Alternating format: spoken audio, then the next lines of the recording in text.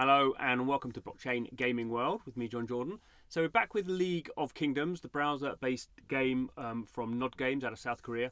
So this is a game I played a lot in 2021 and then didn't play for a while, and then had them on the podcast fairly recently and got into playing again. So it's a free-to-play sort of 4X. It's mobile or browser. I'm playing on browser.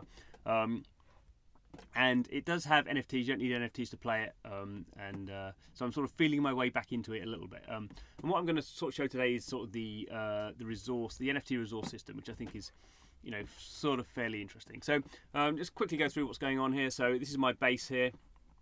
I can also go out onto the field and do some stuff there. So probably I've probably maybe killed a lot of them. And there are some these ones are really high level ones, so I can only do those with a guild. I can't kill them on my own, but there's this one here I could go, this golem I can probably go and send some troops and go and kill him. And in the meantime I can go and send my troops to just go and do some foraging, and they're going to pick up some food, and what else have we got? There's some lumber here, and there's some gold from the gold mine. So set those off to do that. Obviously I've got the similar thing going on inside my kingdom, so I have these resources being mined out. So I'm collecting here, and then those are going up into my resources here. And I've got some pretty busy. I've got my wall being upgraded. I've got this barracks training some soldiers. I think one of these barracks is actually getting upgraded as well. I'm gonna clean those, heal those guys in hospital, and I've got some speeding up my troops with one of these potions here. So a bunch of stuff going on, collecting resources, doing some quests. So you can see like you'd have in a game. Every day there's some quests, and there's some daily quests, and all these are giving me extra rewards. They're giving me resources and boosts and power ups and speed ups, and all the sort of stuff we'd expect in a 4X game. I should say I am in an alliance, but I'm not really doing a lot of the alliance. I'm not doing any of the alliance stuff actually at the moment. So I'm just sort of focusing on building out. So so that's sort of what's going on. Next thing I'm going to have to do is upgrade my castle pretty much. So I can't do it at the moment because my all my builders are in use. But I can look here and I can see when I want to take up my castle, which is the most expensive single building you have to upgrade. I've got enough lumber, but I'm going to need 5.5 million food and 5.5 million stone and 3.3 million gold. So I can go into my inventory and see if that's likely. So actually we can see here I've actually got 100 million food here. So this was an NFT that I've not used. Lumber I was okay on. I've actually got 5 million stone here, but gold looking a bit light on the gold. I probably have got enough here because I've got like that's a million, and that's 6 million. So I've got quite a lot of gold. I'm actually under. Actually, the problem I normally have is with lumber. But if I go here and look into my NFTs, so these are the NFTs in the game. I don't have any land. I did have a land once, but haven't got it anymore. You need the land in order to create resources. So if you have a land, you can basically take these resources, which are not blockchain. These are just in-game sort of centralized database resources, but you can mint them out. So these are ones I've just bought. So I've got 30 million lumber because I always get stuck. I never have enough lumber, so I just went and bought some. There's other things. You have a skin for your castle, which I don't have. You have Drago. I actually do have a dragon now. A few other things. I'm not actually into this is some of the token stuff. I'm not using any of the token stuff at the moment. But we could just have a look at the resource stuff. So I needed some more. I thought effectively I'm going to need some more gold. So I can go in here, and this is OpenSea, obviously one of the marketplaces. There are other ones that they support, and I can look to see, and there we go. I can see there's some gold. So there's 10 million gold. That's going to cost me 0.147 Matic. So a Matic is currently 70 cents. So this is about 7, 8, or maybe 10 cents, US cents. And we can see here's all. These are the interesting thing here is these are all resources that have been created by other players. So I can in the game go in, and there is if I can remember where it is, which I probably can't. There is a store.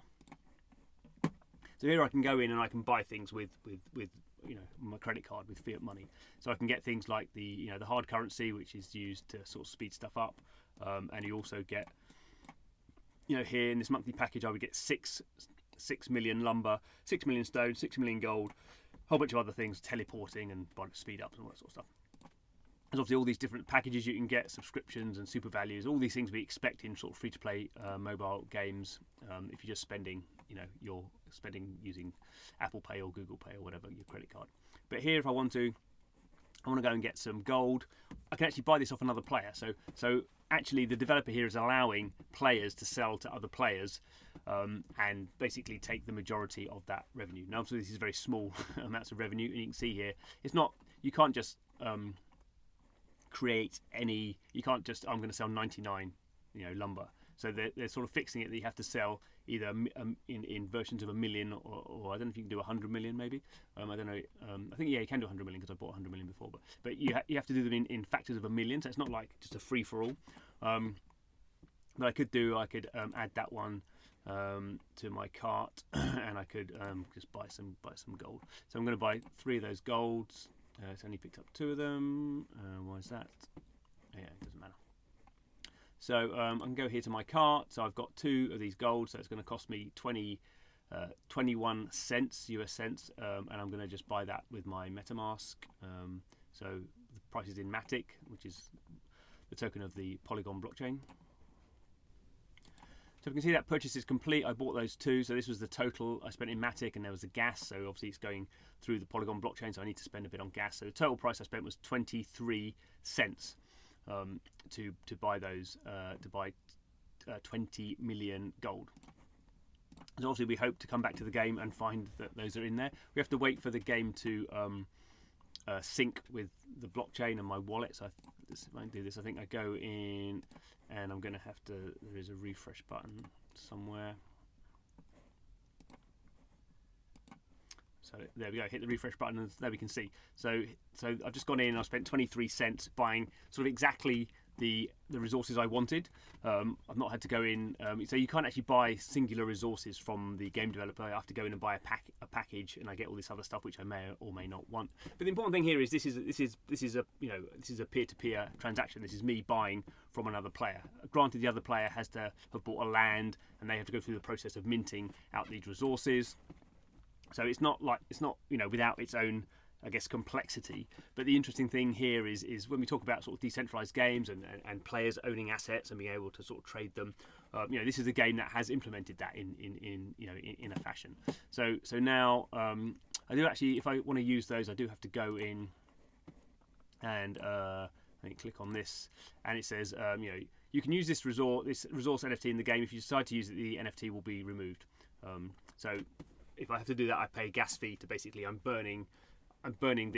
sending this NFT into a smart contract, which then the game will then go, I've received this, I'm deleting it, and I'm going to credit that resource to your in-game account. So we'll quickly go through and do that. Again, have to do another transaction using MetaMask. So I select my wallet. Okay, so that's gone through. So I get a message here, system message that says, thank you for your patience. Your NFT resource has been converted into resources. The extracted resources have been sent into your inbox. So there we go. I'm gonna hopefully now, if I go into my inventory, I can see I have the 10 million gold has now been credited to me in the game. So this, as I say, this orange thing shows that these came from NFTs. These are not NFTs now. So if I go back to my NFTs, resource NFTs, you can see now I've only got one of those left because one of them has been burnt and credited to me in game. So yeah, it's not like a massive feature. It's not something to hang the whole of blockchain gaming off of, but I think it is an interesting way for these sort of games. And increasingly, games are sort of having this sort of situation where you're having a lot of in-game resources. Some games are fully on-chain, so these things will be fully on-chain anyway. But this is quite a nice way of doing it for games that are using NFTs and cryptocurrencies, but are not fully on-chain. So a lot of this stuff is also running on a centralized server to make it more appealing and make it free to play for people who just want to play it as a free to play game. But the NFT stuff is in there, and I guess what you hope is over time, people get more into the blockchain side of things, and that starts off with people probably buying resources because they need them, like I did, and then they sort of try and work out, well, maybe if I really get into the game and want to buy some land, I can start doing that. So it's very small amounts. Clearly, this is not a situation where you're going to be making a living from doing this in game, at least at the moment, but it's the ability to do that which I think is exciting. Anyway, thanks for watching the video. See you again soon.